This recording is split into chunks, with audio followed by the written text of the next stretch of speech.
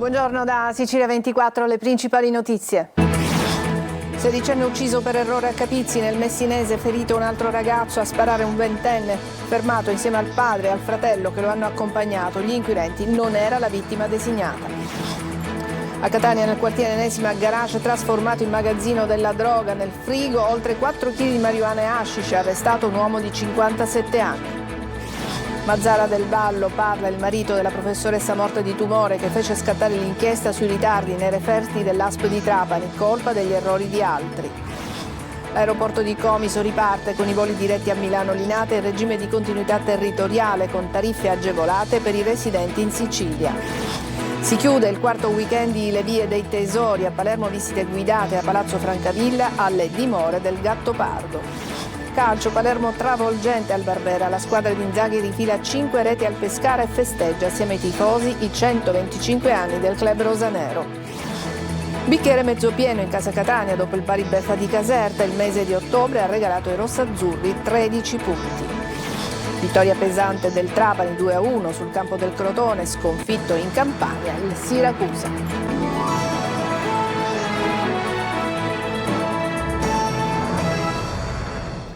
Bentrovati. A Capizzi, nel Messinese, l'assurda morte di Giuseppe Di Dio, ragazzo di 16 anni, non era il bersaglio dell'agguato, così come il 22enne è rimasto ferito. A sparare all'impazzata un ventenne che cercava un coetaneo con il quale aveva avuto contrasti. È stato fermato assieme al padre e al fratello che lo avrebbero accompagnato. Francesco Triolo. È stato ucciso per un errore davanti ad un bar a Capizzi, paese arroccato sui Nebrodi in provincia di Messina. Giuseppe Di Dio aveva appena 16 anni, ha perso la vita nella maniera più tragica, colpito da proiettili che non erano indirizzati a lui. Un altro ragazzo di 22 anni è rimasto ferito ed è ricoverato all'ospedale di Nicosia. A sparare Giacomo Frasconà, ventenne, già noto alle forze dell'ordine, adesso è stato di fermo insieme al padre Antonio di 48 anni e al fratello Mario di 18. Lo hanno accompagnato, secondo i carabinieri, in via Roma in auto dove è avvenuta la sparatoria. Frasconà sarebbe sceso dall'auto e si è messo a sparare, voleva colpire un'altra persona con la quale avrebbe avuto contrasti e litigi personali, ma ha centrato Giuseppe che si trovava lì con tantissimi ragazzi, quindi è scappato. Erano le 22:30 e stavano aspettando la mezzanotte per festeggiare un compleanno. L'accusa per i tre è omicidio, tentato omicidio, detenzione abusiva di armi, detenzione di arma da fuoco clandestina, lesioni personali e ricettazione. I carabinieri hanno recuperato e sequestrato l'arma del delitto, una pistola con matricola a brasa. Appena un paio di giorni fa la famiglia Frasconà era stata sottoposta a controlli perché sospettata di possedere armi. L'anno scorso alcuni componenti della stessa famiglia sono stati indagati per avere dato fuoco alla caserma dei carabinieri. Le indagini sono coordinate dalla Procura della Repubblica di Enna. C'è sgomento in paese per la morte del sedicenne, un ragazzo timido, bravo e studioso, dice il sindaco Leonardo Principato Trosso, che ha annunciato il lutto cittadino. Su Facebook il ricordo della scuola, l'istituto Majorana di Troina, ogni giorno 28 km di curve e tornanti per raggiungerlo. Si resta sgomenti e annientati dinanzi a tanta crudeltà e al dolore straziante che essa ha generato, ha scritto la dirigente Mariangela Sant'Angelo.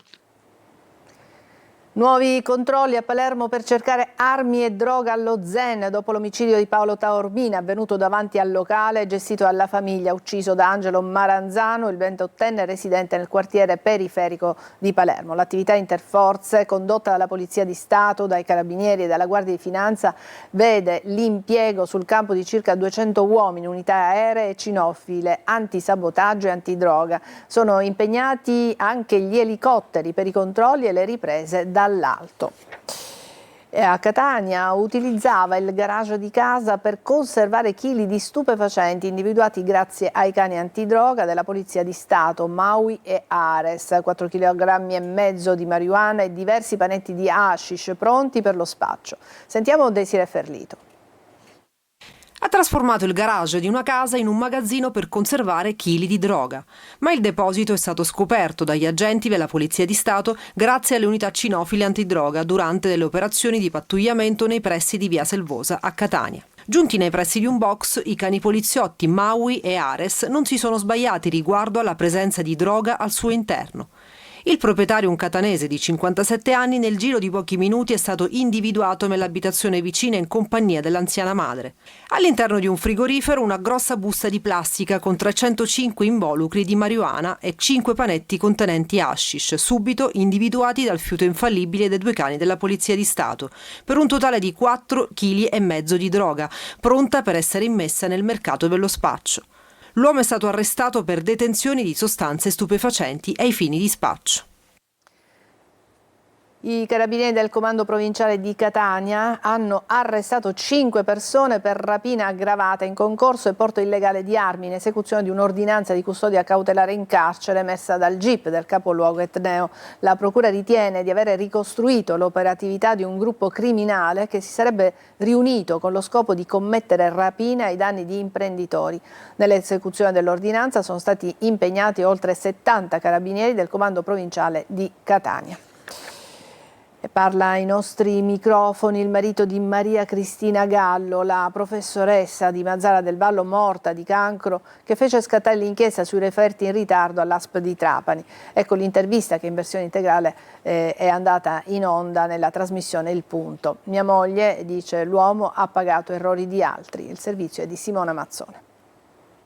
La malasanità, ancora una volta protagonista del programma di approfondimento giornalistico delle nostre reti Il Punto, dove la storia di Maria Cristina Gallo, la docente di lettere di Mazara del Vallo, morta di cancro a 56 anni, ha posto l'accento sulle gravi carenze della sanità siciliana. A raccontarla è stato il marito a pochi giorni dal funerale della moglie, profondamente addolorato per un errore omissivo dell'ASP di Trapani. Al tumore era stato dato troppo vantaggio incolmabile, nonostante la voglia di vivere di mia moglie, nonostante l'affetto della famiglia, nonostante l'impegno dei medici.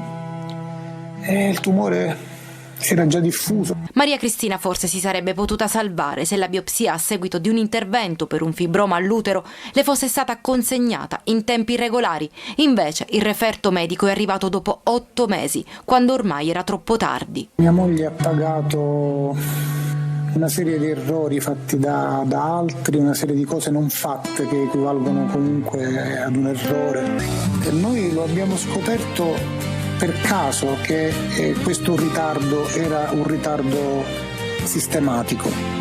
Perché? Perché nel momento in cui mia moglie è andata a ritirare i documenti in ospedale, nell'archivio, un impiegato di quell'ufficio, un impiegato tra virgolette qualsiasi, ma lo stupore di mia moglie sul fatto che stava ricevendo un esame istologico dopo 8 mesi, ha mostrato un armadio con dentro dei faldoni, dei fascicoli, esclamando: scusa, ma non pensare di essere da sola, qua ce ne sono altri 3.000 nelle tue stesse condizioni. L'aeroporto di Comiso torna a volare, lo fa con numeri incoraggianti. Il primo volo in continuità territoriale per Milano Linate è partito in sold out. Veronica Barbarino. L'aeroporto di Comiso riparte e lo fa con il pienone. Il primo volo Comiso-Milano-Linate di Aero Italia, operato in regime di continuità territoriale e decollato il 1 novembre, è infatti andato sold out. Un segnale importante per la crescita del territorio, che conferma la strategia di rilancio dello scalo, che prevede a tariffa agevolata e fissa per i residenti in Sicilia anche voli giornalieri verso Roma-Fiumicino. Io sono di Catania, sono qui a Comiso per partire oggi stesso. Ho preso il biglietto ieri per partire oggi a Milano e l'ho pagato meno grazie alla continuità territoriale. Anche se ci è voluta un'ora e mezza, un'ora di strada, ne è valsa la pena. Mi sono ritrovato ad avere un prezzo molto vantaggioso rispetto all'aeroporto di Catania, infatti ho deciso di andare a vedere il Milan che appunto gioca stasera. Molto interessante, prezzo sempre fisso in qualsiasi momento. Cose che a Catania purtroppo ancora non abbiamo, quindi potrebbe essere di buon auspicio anche per l'aeroporto Fontana Rossa di mettere la continuità territoriale, perché la trovo veramente fantastica. Dopo mesi di crisi, Comiso comincia a intravedere un futuro più positivo. Il rilancio dell'aeroporto Ibleo, infatti, può fare affidamento anche su nuovi voli per Bologna e Torino, operati da Aero Italia, e da Volotea per Verona. Si attende ora l'avvio delle nuove rotte internazionali che saranno attivate con i fondi della regione siciliana. Nel frattempo proseguono i contatti con Ryanair, che potrebbe tornare a operare su Comiso dopo oltre 2 anni e mezzo di assenza.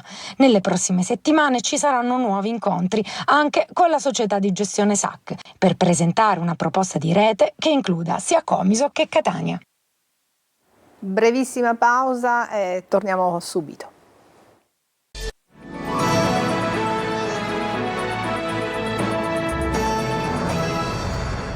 Si è chiuso a Palermo il quarto weekend di Le Vie dei Tesori, visite guidate da Palazzo Francavilla alle dimore del Gattopardo, ma anche un percorso della memoria e della legalità. Orazio Longo. Più di 200 luoghi della città attraversati da visite guidate ed esperienze di riscoperta assieme a 600 giovani esperti accompagnati da studenti delle scuole. A Palermo il quarto weekend di Le Vie dei Tesori. Tesori come Palazzo Marchesi, lo Spasimo, il Teatro Massimo, ma anche il percorso della legalità che passa dalla Casa di Paolo alla Casa Memoria di Peppino e Felice Impastato, il Must 23 a Capaci, la caserma Lungaro e il carcere Ucciardone, oggi luogo dove la creatività e il lavoro si intrecciano per costruire percorsi di legalità e speranza. È un modo di dire alla città: innamoratevi della vostra città, coltivate amor proprio, coltivate cura, coltivate rispetto e coltivate amore per una città che a volte può essere complessa, può essere contraddittoria, ma che ha uno spessore straordinario di bellezza. Soltanto nei prossimi 2 venerdì si potrà entrare a Palazzo Lampedusa, mentre in tanti in questi giorni sono corsi a Villa Trabia per indossare i visori 3D e vedere rinascere Villa degli Ella, il gioiello di Basile abbattuto nel 1959. Le Vie dei Tesori mette in rete istituzioni, enti, associazioni e l'università. Un impegno oramai che dura 19 anni, tra l'altro l'università è di fatto socio fondatore della Via dei Tesori, quindi noi siamo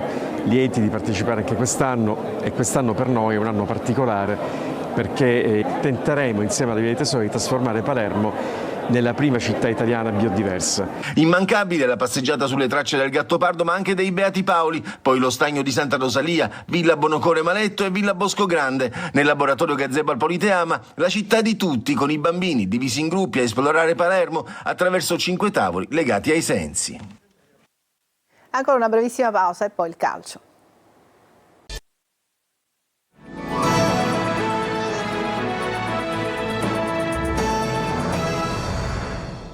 Ed eccoci al calcio, il Palermo continua a godersi la travolgente partita contro il Pescara, finita 5-0, e la festa per il 125esimo compleanno della fondazione. Doppietta di Pierozzi, gol di Segre, Brunori e Diachité. Sentiamo Marco Gullà. Una manita alla crisi, il Palermo vince, convince e si diverte. Nel giorno del suo 125esimo compleanno batte il Pescara 5-0 e allontana i venti di crisi. Al Barbera Rosanero show, una prestazione più che convincente contro comunque una squadra non proprio esaltante, troppo remissiva e in partita solo nella prima parte del primo tempo. Man of the match Niccolò Pierozzi, autore di una doppietta e un assist per la rete di Segre. A fare festa anche Brunori e Diachité, 3 punti che permettono alla banda di Inzaghi di risalire in classifica, adesso è quinto posto. Dopo i festeggiamenti con la sfilata di ex calciatori tocca al Palermo quindi non rovinare la festa. Il Pescara però nei primi minuti sfiora in 2 occasioni il gol, prima è Joronen a salvare, successivamente pasticcio difensivo e Augello riesce ad evitare lo svantaggio disimpegnando sulla linea. Dopo la paura, 23esimo, Palermo in vantaggio, poi Giampalo fa sponda per Pierozzi che conclude in porta e gol. La squadra si toglie di dosso paure e incertezze e inizia a giocare a calcio. Nel finale di tempo ha annullato un gol a Pierozzi per fuorigioco di Giampalo. Nella ripresa però entra Brunori e la formazione siciliana sprinta. Arriva subito il raddoppio, Pierozzi questa volta fa assist e Segre insacca di testa 2-0. Poi Giampalo vuole chiuderla, conclusione mirata, ma c'è il palo a negare la gioia al finlandese. 58esimo, terzo gol rosanero, Pierozzi appostato nell'area piccola sugli sviluppi di un calcio d'angolo insacca facilmente. Doppietta e notte magica per il difensore. Poi entra in scena Brunori, poi Giampalo fa ancora assist per il capitano rosanero che prende la mira e fa buca 4-0. Nel finale c'è gioia anche per Diachité che insacca di testa su assist di Vasic la palla del pokerissimo. Festa al Barbera, il Palermo riparte. E domani il Catania riprende gli allenamenti. Il mese di ottobre si è comunque chiuso col pareggio di Caserta che lascia l'amaro in bocca, ma ha lanciato il Catania fra le protagoniste assoluto del torneo con le 4 vittorie precedenti. Sentiamo Marco Carli. È stato un ottobre a tinte rossazzurre quasi perfetto, nonostante l'amaro in bocca che ha lasciato il finale di Caserta con i 2 errori che hanno portato al successivo pareggio dei campani, nella notte conclusiva del mese. Non si può però dimenticare che prima era stato percorso netto, 4 vittorie, nessun gol subito e soprattutto gli scalpi di Salernitana e Benevento, conditi da spalti gremiti ed esultanti. Insomma, se si escludono gli ultimi 10 minuti di Caserta, solo buoni pensieri per questa stagione. Certo, la perfezione non esiste e i miglioramenti vanno alimentati giorno dopo giorno sul campo e in società. Si pensa a irrobustire la rosa con un esterno sul mercato di gennaio, ma il Catania è fra le protagonisti e ha i mezzi per duellare fino alla fine e tentare di regalare ai tifosi il sogno da tempo atteso. Il mese di novembre si apre con una partita interna contro l'Altamura che ha pareggiato in casa nell'ultimo turno contro il Cosenza. I pugliesi sono allenati da Davis Mangia, tornato in Italia dopo un decennio ed ex guida dell'Under 21 della Nazionale e del Palermo. Il Catania tornerà ad allenarsi martedì. Toscano dovrà fare a meno di Gherardi che sarà squalificato e deve valutare gli infortuni di Aloi e Pieraccini. Il primo salterà di sicuro la sfida, mentre per il difensore bisognerà capire cosa emergerà quando verranno verificate le condizioni dell'ex Cesena dopo il problema fisico che l'ha costretto ad abbandonare il campo al Pinto. A Crotone, seconda vittoria consecutiva del Trapani sconfitto in Campania e il Siracusa nello spareggio salvezza contro il Giuliano. Sergio Colosi. Francesco Grandolfo, 49 giorni dopo, torna a segnare nel recupero. Il Trapani condanna il Crotone al terzo KO consecutivo. Dopo il vantaggio del capitano rossoblu Gomez, reazione immediata degli ospiti che raggiungono il pari con un sinistro vincente di Fischnaller. Il Trapani soffre ancora di più nella ripresa dall'ingresso in campo di Piovanello. Galeotti decisivo in più occasioni e all'ultimo minuto di recupero sull'angolo di Canotto, Grandolfo realizza il definitivo sorpasso che vale un posto nel centro classifica. Si prova un senso di liberazione e felicità, ma non solo mio, da parte di tutti, perché era una partita in cui credevamo molto e secondo me vincerla in questo modo è veramente bello e lascia un segno positivo. Delle 10 sconfitte in campionato del Siracusa, quella di Giuliano pesa più delle altre perché contro una diretta concorrente stacca gli azzurri in coda e non dà continuità al successo con il Casarano. Dopo il palo di Lavardera i campani blindano i 3 punti con Balda e Prado. Il primo gol da professionista di Gudelevicius non cambia la storia di una gara vinta con merito dai campani.